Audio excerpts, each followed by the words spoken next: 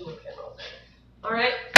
Call to order the regular meeting of council for Wednesday, March 25th, 2026. I'd like to start our meeting off in a good way by acknowledging that we are gathered on the Treaty 8 First Nations territory in the long-standing presence of the elders and the ancestors of Treaty 8, and that through this acknowledgement they extend recognition and respect to the BC Treaty 8 First Nations and all those who call this country home. Item number 3, adoption of agenda. I'd like to move that council adopt the March 25th, 2026 regular council meeting agenda, seconded by Councillor Wall. Discussion? Yes? Would we be able to vary it? Because February 11th minutes, we've had to bump them before table them. Could we bump them to a later portion of the meeting so that? There still won't be enough here. So we'll just. Sorry, I apologize, Chair. No, totally fine. I was thinking that, and then I was like, there's not gonna be enough anyway because sadly, Councillor Whittle is not here anymore. So. All right, I'm gonna call the question then. All those in favor? That's unanimous and carried. Moving on to adoption of minutes, 4.1. Move that council table the February 11th, 2026 meeting minutes until the next available regular council meeting. Seconded by Councillor Wall. Discussion? Well, it's going to happen. I believe in you. It's going to keep getting kicked. Yeah. I call the question. All those in favor? As long as they're done before the 2026 audit, I guess it's fine. That's unanimous and carried. Moving on to agenda 4.2, the council adopt the March 11th, 2026 regular council meeting minutes as presented. Can I get a seconder? Seconded by Councillor Wall. Discussion? I'm going to call the question then. All those in favor? It's unanimous and carried. Introduction of late items none. Public hearings none. Delegations none. Unfinished business and business arising from the minutes none. New business. 9.1. Village Office Park Playground Surface Recommendation. The council authorizes staff to enter into a contract with Park and Play Design for the implementation of the Black 4 in-place rubber safety surfacing for the 2026 Village Park project with a cost not exceeding $107,987.37. And further, that upon notification from NDIT Community Places and Cal Tire Replacement Grants, the balance of the quoted figure be funded through the Growing Communities Fund. Can I get a seconder? Seconded by Councillor Wall. One cool thing, we have been put on notice for the NDIT grant. I was in the meeting, and it's looking. Received the award letter today. Oh, never mind. We totally. I was like, I can't tell you, but I want to tell you. So we got it. We got it. Cool. Perfect. Yes, Councillor Wall. So I'm noticing the figure here, $107,000 or roughly $108,000. That's less than half of what we were previously quoted. So I think I could clarify that, Your Worship. At the last time the council talked about this, there was a kind of a twofold presentation that was made. There was one which was I think 142 or 147,000 for the installation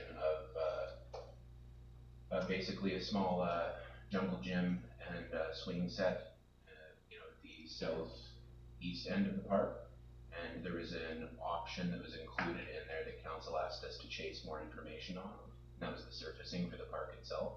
So we did go back to the designer and say, hey, are there other options, aside from the pour in place rubber, because it was a fairly expensive portion of the work that was included there. And those three options are what are mostly what's analyzed in the report. So we looked at pour in place rubber surfacing, which is the one that you guys were quizzical about in the first place. Looked at artificial turf for the space, which ended up being a little bit more because of the subsurface that would be required.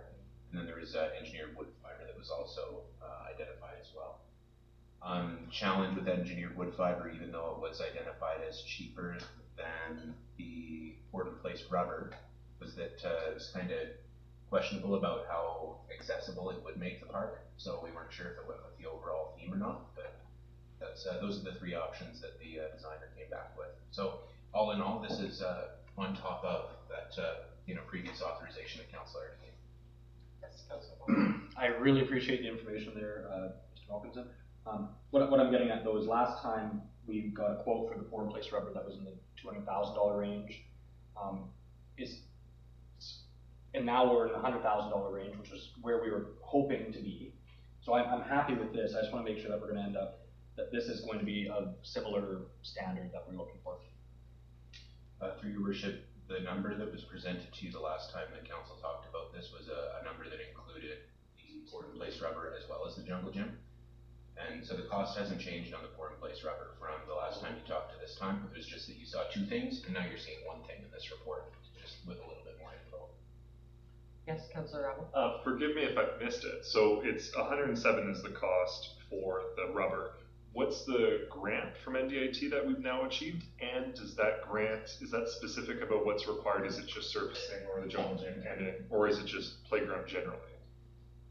Your worship, the grant that was received today was for the park playground revitalization project generally. So if council decided to, go a different way on the surfacing, it would probably be, it would not be jeopardizing the grant if it did so. There is a grant that you have going for conversely that is specific to the rubber, which is the Cal Tire recycled rubber grant, which I think was for $20,000 or $30,000. But scandalous. We've been having a few issues. Is it still recording? Okay, good. Thank you. Just need to turn on the remote there, Jimmy. I think the TV is off. How much is the grant? It's $30,000. So this will come in on the budget that we've already discussed. So this will. You guys there's zero tax dollars going towards this thing. It's going communities fund for the balance, and I think there's probably $120,000 in grants that we've put out for this year. So there is a scenario where we have a very, very limited draw even for the Growing Communities Fund. But Growing Communities Fund, conversely, sorry, I'm not trying to sell this one, but like that is one that you guys are getting a little bit of pressure from the province on the, hey, we gave you this money, why aren't you using it, kind of thing. So I would like to use some of that money for the McNabb. Yep. Yeah. Oh yeah, there's still quite a bit there. I think it's at 800 and something thousand. I think 650 or something. But Yeah. I can't quite, don't quote me on that. I think the original amount we had gotten was closer to 8. Forgive me, I'm so sorry. I'm just trying to understand it. So 30,000 is the NDIT grant we just got. Okay, perfect. So it's about 77 is Growing Communities, unless we get Cal Tire, which might be 20 or 30. Yes. So that even drop it down. So RDC, do you want more grants? Or? You said 120 total overall. So best case scenario, completely grants. Right now, today, tonight, what we have in the bag would be 77,000 from Growing Communities, somewhere in that ballpark, 70 to 80 Growing Communities, and the rest is already NDIT, right? That's just For that's just for this moment right now. For this moment right now. That's not including all the other grants that we've already received regarding the park. So the main thing that we've really been focusing on is trying to get it completely grant funded. So with the grant from the Growing Community funds, we have been able to entirely grant fund it. And so even the 77 from the Growing Community funds, that's a grant for community, right? Yeah, so, exactly. So tonight, it would be that 77,000 from the Growing Community Fund when it comes to the poor. Yes. Yeah, that's making sense. Did I cover that correctly? Not to quote Obi-Wan Kenobi, but from a certain point of view, because the total value of the park project also includes the jungle gym. Tonight we're honing in just on the pour-in-place rubber. Okay. Yes, Councillor. So my concerns regarding the park next to the office here was the overall tax implications to the community. Yeah. And so I'm going to be quite blunt here. This has no additional tax impacts to the community. It's not going to affect our budget. There's $0 tax. There's not a nickel of tax dollars going to this. I mean, Not of Village of Poos, mind you. Everything comes from somewhere. Should qualify everything. No, there are no tax dollars going into this. Those are our deal. Those are deal cuts. And I know that we're talking surface. However, there have been some folks that were interested in that this is one of the very few playgrounds that's fenced. Yeah. A gate, like just those gates, right? We've been hearing from some public members of. I know that's not related to surfacing, but I'm just saying, while we're out there, just Well, How close are we with that? So we've connected with Public Works. This is far Mm. before Mr. Malkinson's time, but Public Works can install the gate. So we don't need park and play for that. That can be done after the fact. Thanks. What are we doing? Sorry? And so there is a mums group in Dawson Creek that is for accessible children, so children with autism, speech, Okay. mobility, Yeah. sight and hearing impairment. And during the summer months, they travel around to accessible parks within the community. They're actually the group I first began working with when I started the park here in Pouskoupi. And they frequent our park more than any other park because it's the only park that's fenced. The only downfall about this park is that there's no actual shutting gate. And so they do have a couple of little monkeys that like to run. Yeah. And so they were asking if when the park is updated and becomes more accessible, they do plan on, they're expecting that the group will expand and start including people from around the Peace region. And so they were asking if we could put an actual gate on both sides. I had spoken with Public Works at that point in time. They said that they absolutely could do it. And that is something that we could potentially be looking at doing as the park gets completed. If I recall correctly, we even got a quote at one point for $1,700. I think so, yeah, it was somewhere, that was a couple of years ago now, but it was less than $2,000 to have a gate with just a latch on it. Yeah. My last question. Yeah. In regards to the Grown Community Funds, where does that fund currently stand for the village? Because then, we would be subtract 70, 80 grand from it if we move forward. Yeah, your financial plan draws down or identify your financial plan that's up for adoption tonight. Basically, it has I think 3 contemplated draws from Growing Communities Fund for this year. This would be the first draw. I'd have to pull up a spreadsheet to get the actual number for you, but it's somewhere in that 650 number, I want to say. Put it up here. This is one of those use it or lose it type things, though. A little bit. We're getting a little bit of pressure. 2020, right? It was one of those recovery things, right? No, this Growing Communities grant came out in 2023 or 2024, if I remember.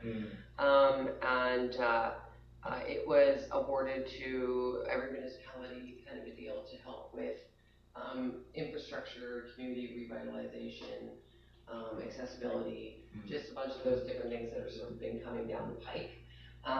They did have, I think it was a 3-year window for you to spend it, and we are getting quite close to that. We had at the beginning of this calendar year or fiscal year, Mayor was right, 819. I was so Yeah, it doesn't look like we've touched it very much at all in that regard. So this would be applied towards that or applied against that. The other drawdowns on it would be McNabb Park dugout. Yeah. You guys have an earmark of 20K in your financial plan this year for that. And the other portion is the phase 2 of the property next to Public Works. That sale is going to be completed in the next couple of days, and this would be offset against that. Okay, I'm going to call the question then. All those in favor? And that is unanimous and carried. Thank you. I thought you'd be more excited than that. Well, Well, yeah, congratulations. Like, this is Yeah. the first accessible park in Goose, and I think we'll have a bit of an opening once it's all complete. yeah. Barbecue or something. Once the park is completed, I would definitely like to reconnect with that moms group in Dawson Creek and definitely have them come out and celebrate its completion with us. This was a dream that was originally started by that group, Okay. and so I'd love to have them come out and just enjoy it. And sorry if I'm opining too much, Your Worship, but from staff's perspective, it's just nice to feel like we're getting things teed up for summer a little bit. Like, Yeah, it's we're kind of- excited. Once the snow melts, then it's just go, which is a good spot. I'm so excited. Yes, thank you all very, very, very, very much. It took 3.5 years to get here. By golly, damn it. Here we are. Here we are. All right, moving on to item 9.2, Indigenous Engagement Requirements Funding Program. That council authorized staff to engage Collier's project leaders to develop or to deliver the scope of the work associated with the Indigenous Engagement Requirements Funding Program, IERFP, under agreement EMCR 24414, pursuant to the Villages Master Services Agreement for Engineering and Consulting Services. And further, that the total project cost not be limited to, I didn't just say not limited to, that the total project cost be limited to the available funding under the agreement to a maximum of $82,000, inclusive of all fees and disbursements. Are you a seconder? Second. Seconded by Councillor Ravel. Discussion? Councillor Ravel? All right, so yeah, we received this grant. We're looking to move this forward. This was a while back, but anyways, we've got trying to remember. We've got the capacity with our engineering firm to move forward with this, or are we to take the regional approach? Yeah, so at this point in time, we're really engaging Colliers to begin that communication process with Kelly Lake, and then other potential First Nations regarding this. At this point in time, it's really just going to be setting up a bit of a working plan, reaching out to them, beginning communications, working with our local fire department, our chief, and our volunteers, and then hopefully bringing a report back on how this money is being used to enhance emergency response in some of our local First Nation groups. Did I do that right? I thought that was great. I'm killing it tonight. I believe that's what it says. Yeah. I gotta say this is pertinent. I so happened to be in Kelly Lake last night at one of the roundtable meetings, and they were talking about what it was like during the forest fires, what it's been like when the power goes out, the delay in ambulances, where they end up getting switched between Alberta and BC. And sometimes it's easier for them to just drive to Beaver Lodge. Yeah. And they've lost structures. There's been things that have broken down. Anyways, I think this is a great start to figure out how POOS can continue and expand its influence as a regional service hub. So I think it's great. Perfect. All right, I'm going to call the question then. All those in favor? Unanimous and carried. Thank you. Okay, moving on to correspondence. That was seconded by Councillor Ravel. Okay. Is there anything anybody would like to specifically talk on? I know 10.2, the Dawson Creek one, yeah, we definitely. Okay, I make the recommendation that council receive the correspondence from the town of View Royal for information. Can I get a seconder? Seconded by Councillor Johnston, thank you. One second, I just want to make sure this is the right one.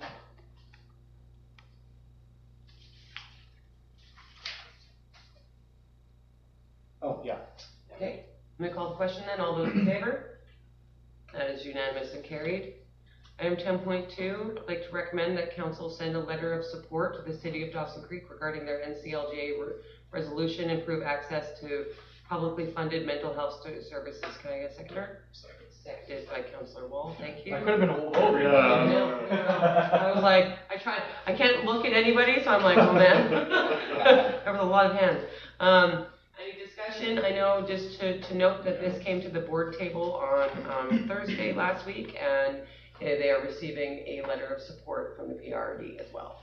The hope is that all PRD municipalities will be sending in letters of support to the city of Dawson Creek. Is this something we'd like to send her a letter of support in for or co-sponsor with? So my understanding is that the PRD is going to co-sponsor, and then they're hoping that all the municipalities will then send in letters of support as well. So it's sort of like there's more push from the PRD as a co-sponsor versus a municipality.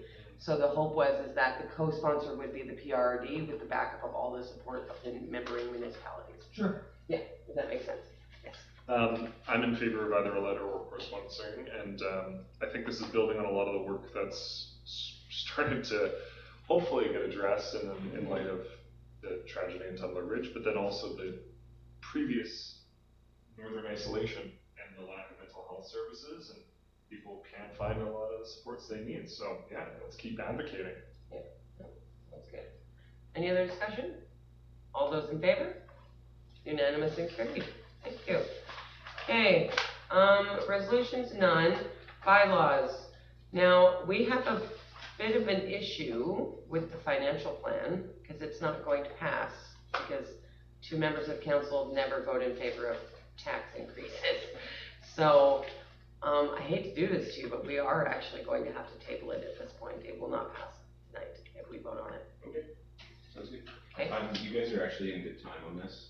You're, you are probably 2 weeks ahead of even getting the tax rate information from the RD, so Okay. you're doing okay. We're doing good. I'm glad I heard your thoughts. Bart Simpson and Homer. Yeah, in my thoughts for sure. All right. Okay. I'd like to make the recommendation that council table financial plan bylaw number 10902026 till the next available regular council meeting. Seconded by Councillor Johnston. All those in favor of tabling? That's unanimous and carried. Perfect. Okay. Moving on. 12.2. That council amend the revitalization tax exemption program bylaw number 1087/2026 as follows by deleting the text from bullet number 3 on the section term in Schedule A and replacing it with the following. 3. The term of the tax exemption will commence on January 1st of the year in which the exemption is recognized and expire on December 31st, the final year of the exemption term.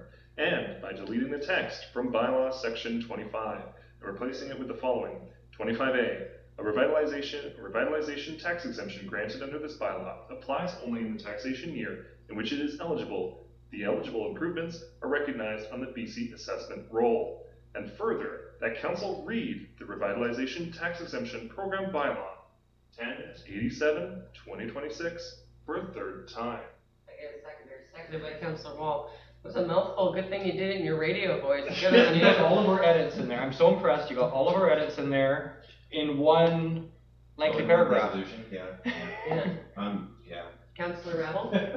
So effectively, I appreciate the opportunity to read it because I was the stinker that in the previous meeting was saying. No.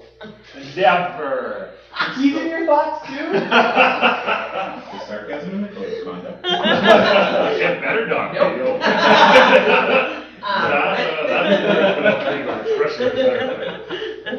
But honestly though, the thing that got me before was that the business or household property and so on and so forth would have to endure an entire year after spending a bunch to improve their property, to then endure a higher tax rate to just prove that they have the tax rate, to then pay $100, to then apply to potentially get a tax exemption in the future. Does this alleviate from that? I know that it does it. Okay, so the two issues were the risk on the municipality of potentially offering an exemption when it hasn't been realized, so on and so forth. Has this alleviated that? And then the other piece is, will people who make these investments be able to see that tax exemption happen before the tax increase hits? How do we resolve those two things with this? Mr. Robinson? Largely, it's not perfect, but yeah, I think the question that we took back from council from the meeting where when it most recently discussed this was, is there a way we can do it faster?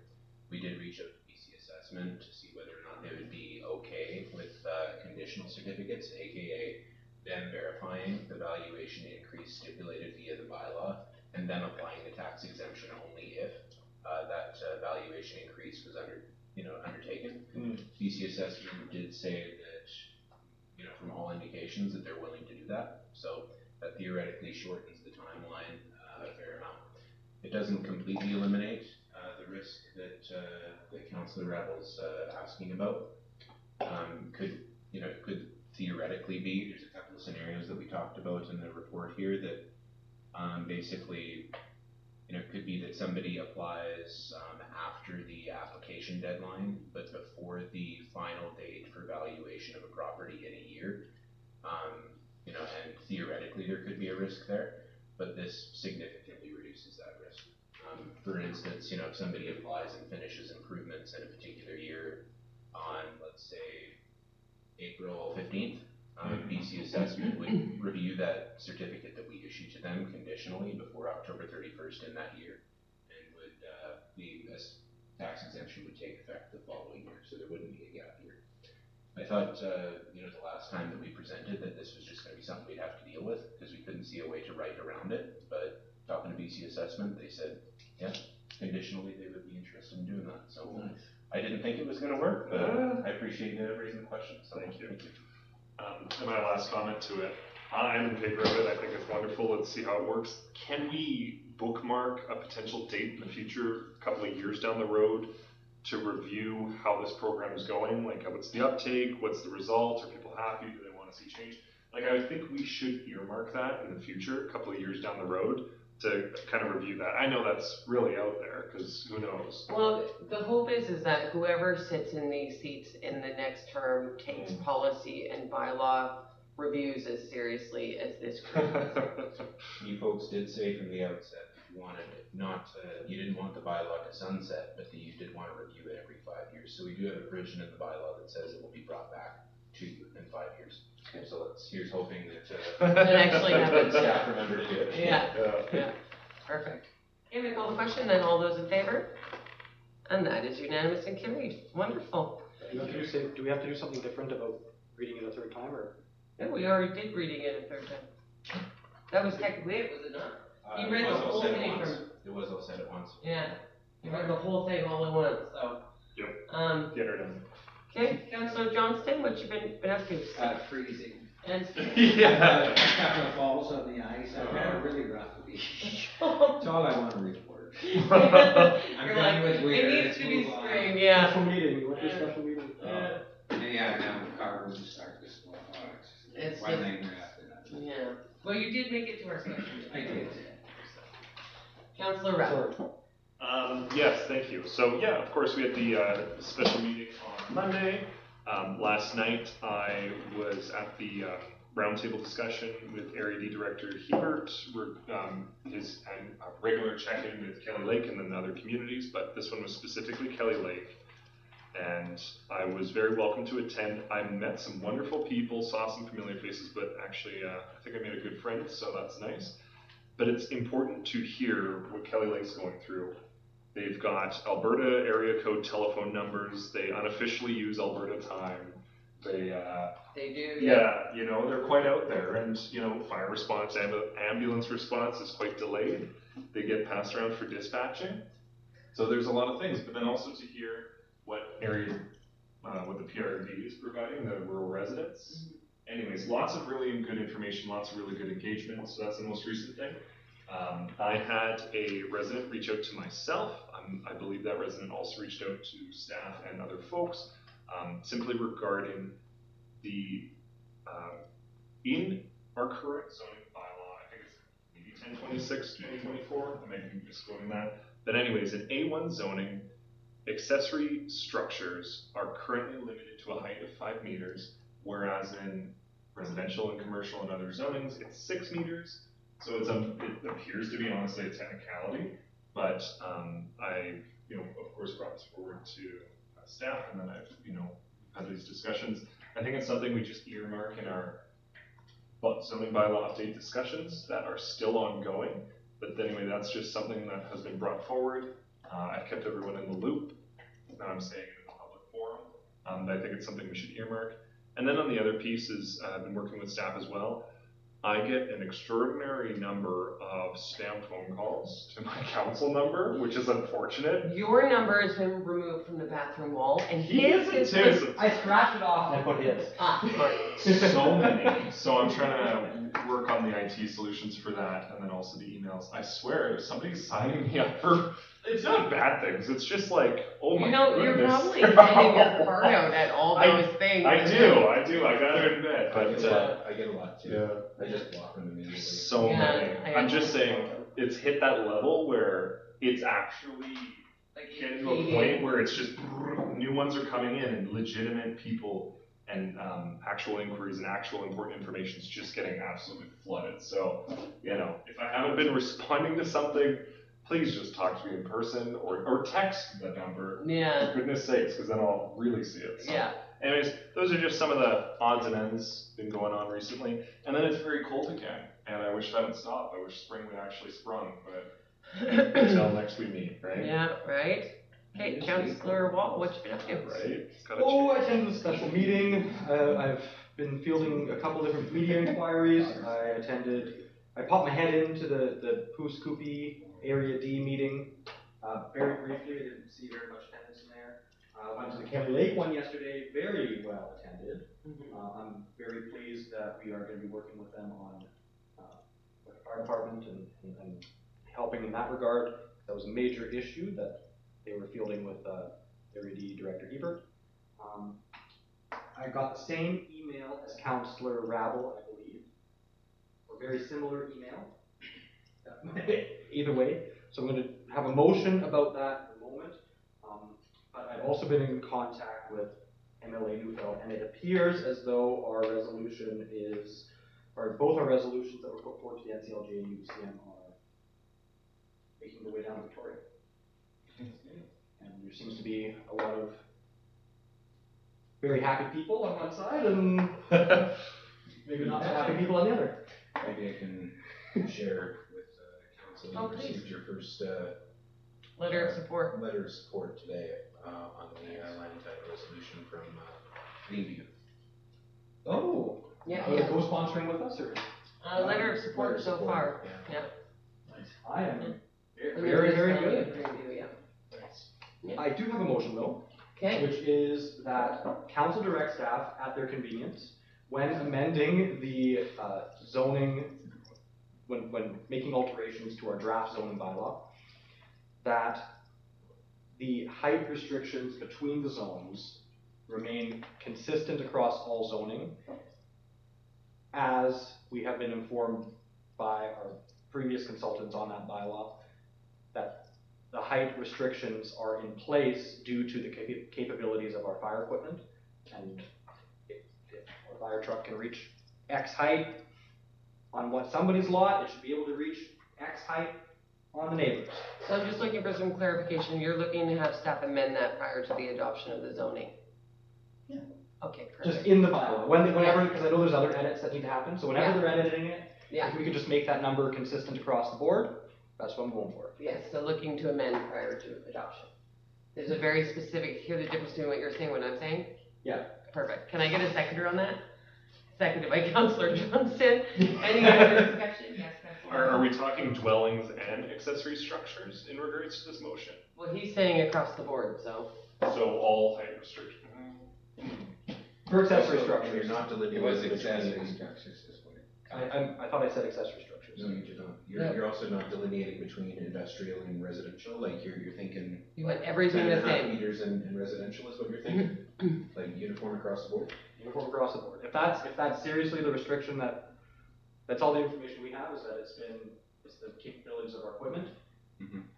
So There's also one other thing to think of is, forming character. Do you want structures that high in an R1 zone? If you guys, are truly okay with that, then your bylaw can read that way. But it would strike me as kind of odd if you entertained, structures like without that kind of restriction. But I can try this. I can try this. If it doesn't go, I'll make another motion. there you go. Yes? I appreciate members' opposites intent, but I'm wondering, because there's no, are we just asking for direction to staff to kind of make it similar? The intent I'm getting behind, okay, maybe I have to redo the motion. The intent I'm trying to get at is that the accessory structure height across different zones, Oh, to Or- rectify the issue. to Okay. rectify the issue. Yeah, oh, that's fine. That's what I thought. That's what I understand you guys. I'm not trying to say, hey, make everything. To the max of what we can read. I'm trying. My apologies if I misinterpreted that. We understand that to be your guys' existing direction, and we're already, the draft that we have going incorporates that in there. But if you guys want to make that super clear to us, that'll. I would like to make it super clear so we can respond back to the resident, say we're gonna get that change done. Yeah, that's good. Okay, so we're No, not but- throwing some liability of No. everything's 10.5 meters because our fire It trucks would've been a are bit that much. Okay, Yeah, okay. Maybe we look at, when we do our zoning workshop, I wouldn't mind looking at those We're numbers. not and having see a where zoning we're at. workshop. Yeah, the next stage in the process, I suppose, is a draft is presented. to you. Draft. We're moving to draft in the first, second, and third reading phase. We are. Sure. Yeah. Okay, we call the question on that. All those in favor? Unanimous and carried. Thank you. All right. Councillor Whittle is away with notice. Moving on to me. So, I completed the employee reviews that I was working on, so for the CAO, so that's completely done. I met with him last week and officially completed them, so well done. Going through that stressful bit there. Duncan, you killed it. March 19th, I attended the PRRD meeting. I was just going back through to see if there's really anything that kind of came up that I was thinking, The biggest thing is, yeah, I was gonna mention that the PRRD is signing on as a co-sponsor for the City of Dawson Creek's resolution to NCLGA, so I just wanted to let you guys know that. Which one is that? That's for the mental health thing that we're sitting. Sorry. No worry. There really wasn't anything too big coming from that. They're currently in the midst of completing their own zoning stuff as well. So that's been very interesting. We had quite an interesting conversation. We had quite a few people show up for the public engagement sessions regarding around zoning. And the interesting thing, I'm just going to bring it up here. So we've been getting a lot of feedback from the public hang on, I'm just bringing up what we just finished doing. We are doing our topics were accessory building regulations, home-based business, proposed zones, residential density and suites. And we actually got back like a 97% unhappy. Oh. So it's a bit of a growing back to the drawing board on all of them, on all of the new zoning for accessory buildings, home-based business regulations, proposed zoning, residential density, and suites. Nobody liked anything. No. Oh, shoot. How So, many people did it? 385 participated online and paper, 170 in person, 13 plus for email, and 3,521 for Our zoning includes? online. No. This is for the PR. PRD. Yeah. Oh, okay. We don't have that many residents. I'm like, I think something's wrong. So that was probably one of the biggest things. So that was discussed at a committee of the whole. So the PRD is definitely kind of going back to the drawing board. And so the fun of zoning, they are banging their heads against the wall currently. So that's something that's sort of big happening within the PRD. March 20th, I attended the NDIT meeting and learned about the approval of our park grant, which was very exciting. I was supposed to go in person, but it blizzarded like crazy on that day, so thankfully they let me come via Zoom, because it was super gross. On the 23rd, I attended the Area D Roundtable here in Pooskookie. And it was funny, Leonard was really just talking about a lot of that zoning stuff. That was the main topic there as well. Just because, as I said, a lot of people aren't 100% on board with it currently. And then, of course, held a special closed council meeting here as well. Today, I attended an interprovincial meeting with the PRRD. These are my notes from the interprovincial meeting. A few things that definitely came up. So we're really lucky whenever we have these interprovincial meetings, the MLA Keeley and MLA Neufeld both come. One of the largest things that was discussed was the medical and education sharing. So currently anybody in Alberta who wants to come over to BC has to get completely recertified. It's quite costly, and that's kind of running on both sides. So today the interprovincial board or committee, I don't know what we're technically running under now, is going to be putting forward a resolution to the UBCM in British Columbia, as well as the Alberta's version of UBCM, asking to remove those educational and economic barriers so that we can begin sharing back and forth. So they're going to be prospectively drafting that between our Alberta partners and us, and then getting that down as soon as possible. I'm not too sure if that's a repeat resolution or not. I feel like it is. I did mention that during the meeting. They are going to look into it. Of course, if it is, it will not get put on the floor due to their new screening process. So there's definitely a bit of concern about that. We also had a very lengthy conversation about dust control. So calcium, of course, is one that we're often using. People are really trying to get away from using that due to the issues that many rural farmers are having with it. And currently there's not really much on the market. So we are going to be meeting and discussing that at the next meeting in August. Another large conversation was regarding CN. So there is going to be an email sent out from the Community Rail Advocacy Alliance, letting us know what sort of advocating they've done so far. But I know that there's a huge concern due to 2 new updates we've just received from CN. One, there's a potential shutdown of the line between Prince George, Vancouver, and Dawson Creek.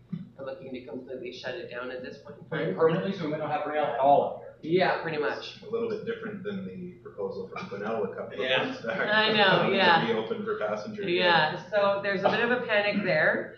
And then to coincide with this potential shutdown, they have laid off close to 900 CN conductors in the past 30 days.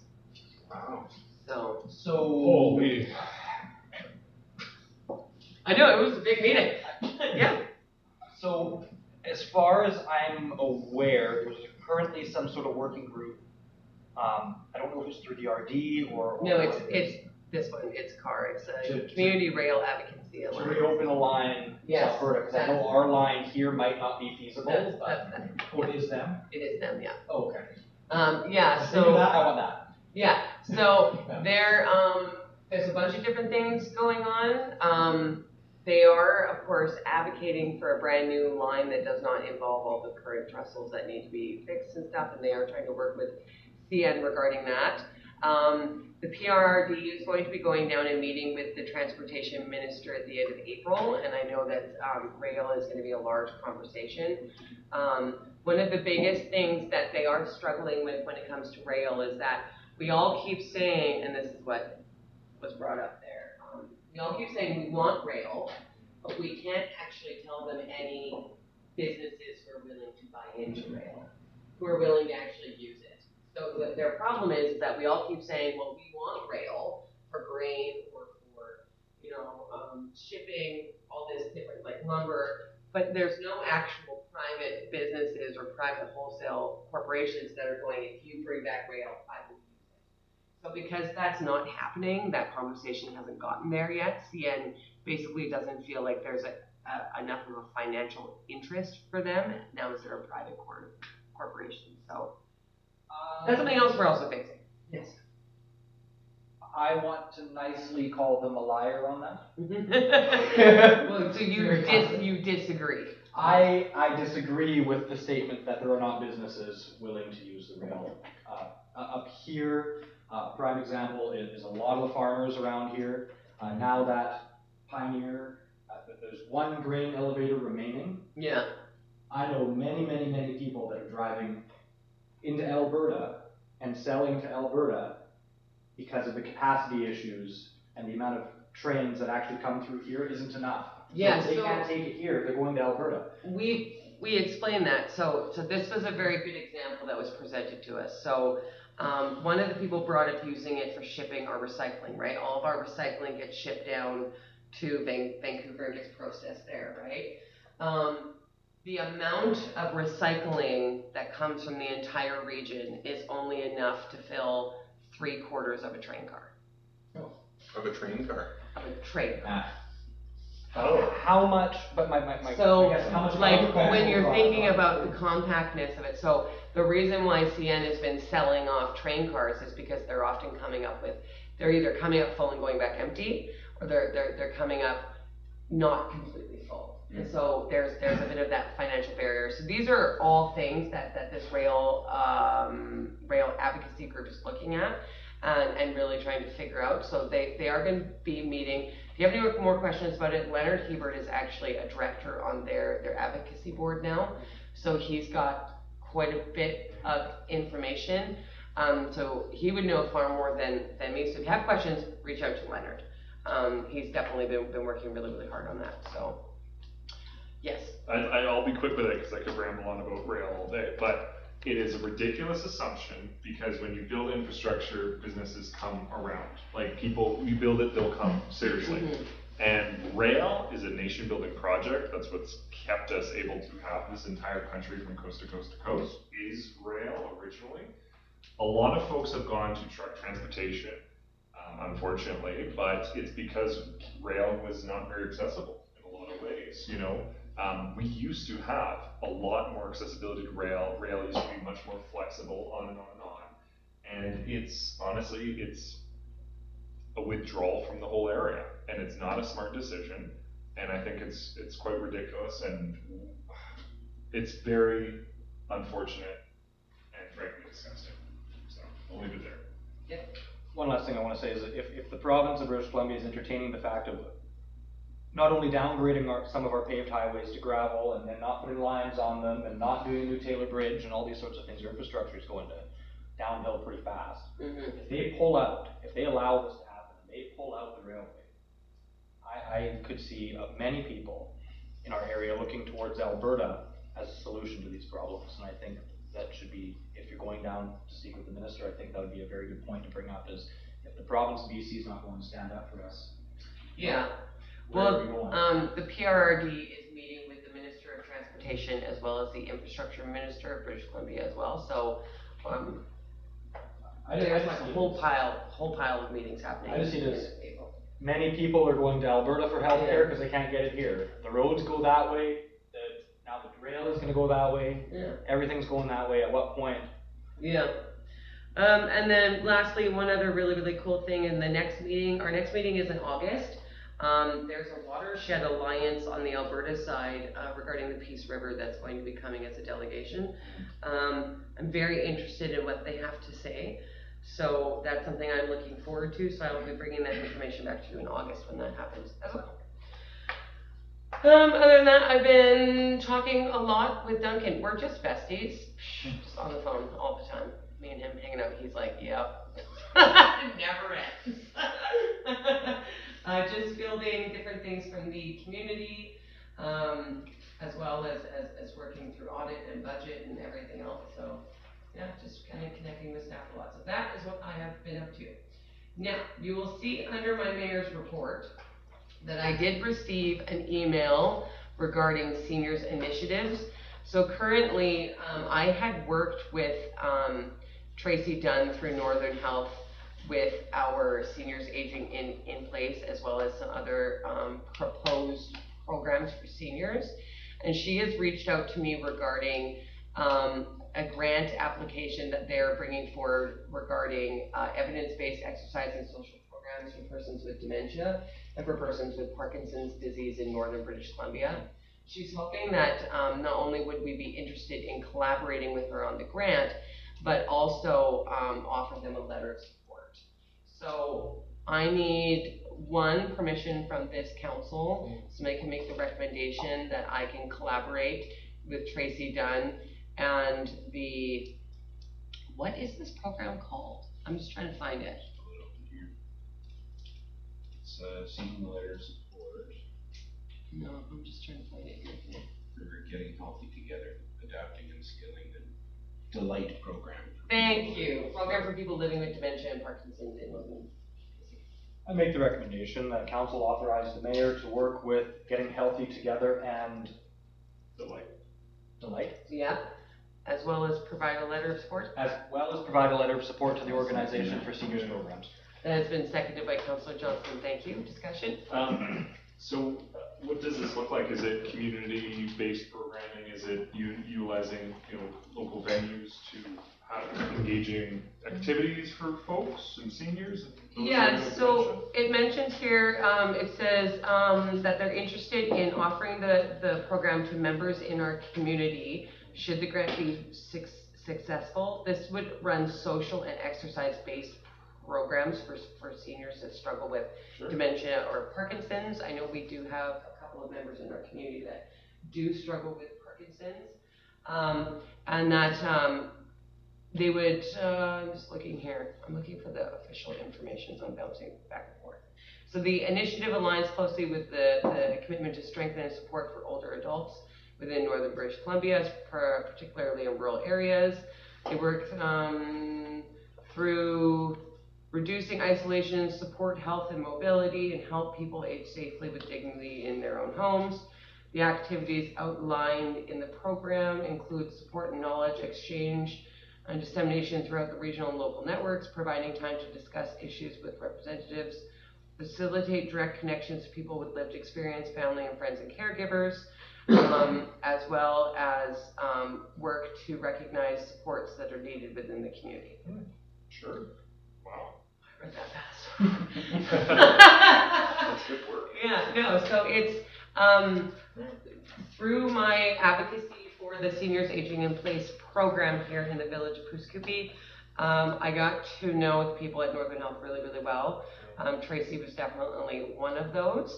And she knows that as a community, we work very closely with Director Hebert to advocate for aging in place, just due to the fact that there's not enough beds for our aging seniors as it is, so the longer we can keep them healthy at home, the better. And so when she reached out to me regarding this, I was super excited to take part. I think that we've definitely proven that when it comes to aging in place, we are a community that understands the importance of that. Okay, I'm gonna call the question then. All those in favor? And that is unanimous and carried. Thank you very much, gentlemen. I will let you know how it goes. On that topic, you may want to reach out to BC Seniors Advocate as well. Okay. Let's do that. Oh yeah, right. Yeah, I think you'd be happy about that. The dude who helped with seniors aging in place. Guy. Cool. The guy who made Northern Health shake in a meeting. Dude with glasses. I remember it now. See? Okay. Perfect. Thank you. So question period. Nobody's here. Not even Mr. Grant. And I even saw him on Monday, and he said he was going to come visit me. I can go sit over there if it's cold. It is cold. You're right. He's probably home. Okay, so I'm going to recommend the council move to in camera as per section 91E, 91I of the community charter. Can I get a seconder? Seconded by Councillor Wall. Thank you. I won't jump up at once. All those in favor? Unanimous and carried. Thank you. We're going to take a short 10-minute break before we move into closed. Did I second everything? Almost.